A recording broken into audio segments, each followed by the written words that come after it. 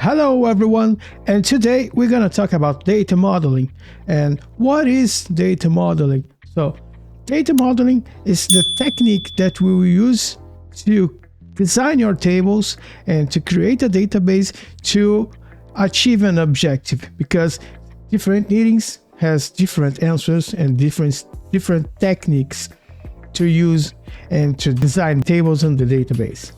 And in this class, we will talk about two different types of data modeling, the relational modeling and the dimensional model. So what means each one? Let's talk about relational modeling first. In the relational model, we will treat each table as an entity of the business. For example, we imagine a store that sells any kind of products. So when we imagine that in this store we have a customer that will order a product. So we have three entities here: the customer, the product, and the order.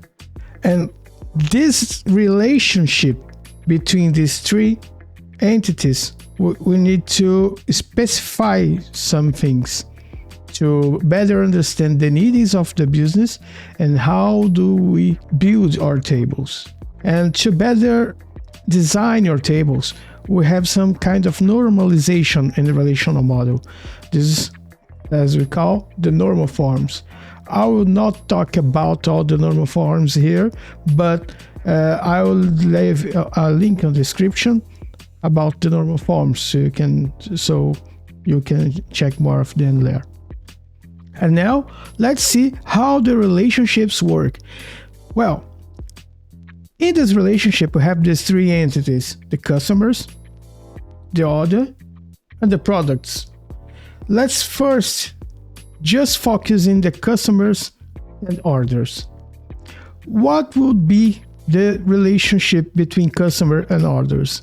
A customer releases one or as many orders as he can, but one specific order is ordered by only one customer. This is what means in the diagram when we have just on one line and being split in many lines. That means that one customer can order many orders, but one order is ordered just by one customer. So, for example, this customer and order table relationship is a one-to-many relationship because just one customer can order a lot of orders. So that's what we call one-to-many relationship. And to be designed this relationship, we use the many table, in this case the order table, to save the primary key from the one table as a foreign key constraint. So we'll have in the order table a specific field that represents the customer that make that order. So for example, in this order table we have the order ID, that will be the primary key of the order table, the customer ID, that means the customer that ordered this order, and I'll put the order time just to save when the order was done. Now, let's go back to our model. We also have a relationship that's the order with the products in this order. But let's imagine one thing. Let's imagine that's a movie store. In this store, we sell movies. Let's imagine now that I want to order two movies. The Batman and Avengers, and in this order I will have two products in the same order, and I'm not the only one customer that can buy the same movies.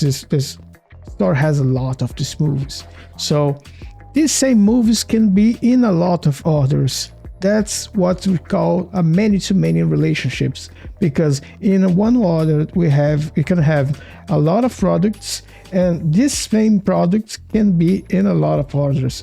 That's the many-to-many relationship.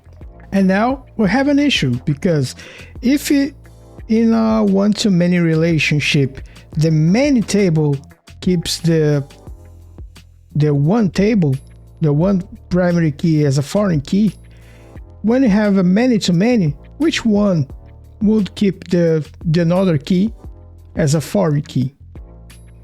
So actually, we do not do this. We create what we call a relationship table. And what is a relationship table? So as I said before, we have these three tables that represents three entities in our business, but not this one. This one is not an entity, but represents the relationship between the orders and the products. And in this case, what would be the primary key for a relationship table? The relationship table have a specific primary key called composite primary key. This primary key is composed by the order's ID and the product ID. We need both to create the primary key of the relationship table. And to be sure that these fields, that the values that will be inserted in these fields exist as in the orders table, as in the product table, these fields will not be only the primary keys, but also foreign keys. And in the orders products table, we will have something like this: the order ID, the product ID, and a very important tip, always create a field that represents when the value was inserted, and if it needed, when the value was updated. Take it easy. I know that the relationship table can be a bit confused, but let's check what it really means when we see the data. We have here a sample of the data of the customers table. For example, I am the customer 1, and I have many orders here because we have this relationship. And in the customer ID, we know which customer ordered every order. So we can see that I've done 2 orders because I have 2 lines in the customer ID, and each line is a specific order. And in this order, for example, the order 1, we have 2 lines of the order 1. Each one has 1 product. And the product in the first line is the product 1, that means the Avengers. And the product 2 means that the Batman. So in this one order, we have 2 products.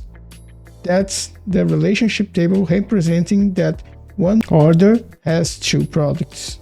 In this case, 2 movies. In this second order, that's order ID 2. That's also made by me because I am the customer 1. In this order, I just bought 1 movie. That's the movie 3. That's the Titanic.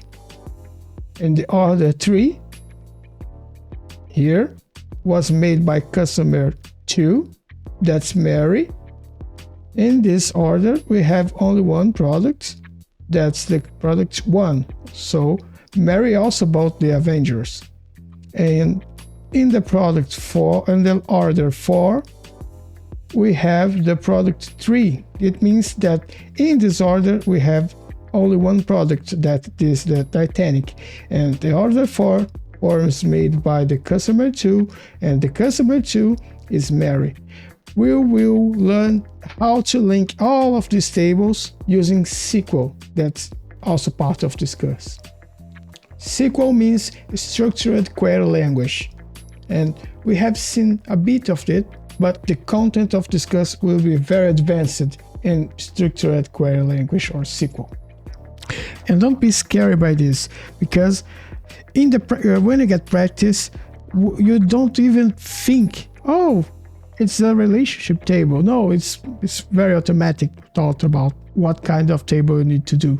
That's all for today. I know it was a very dense content, and it has a lot of rules about primary keys, about foreign keys, and that's it. In the next lesson, I will take more of practice on these concepts, and you'll see that's not as scary as it looks like. So see you in the next time.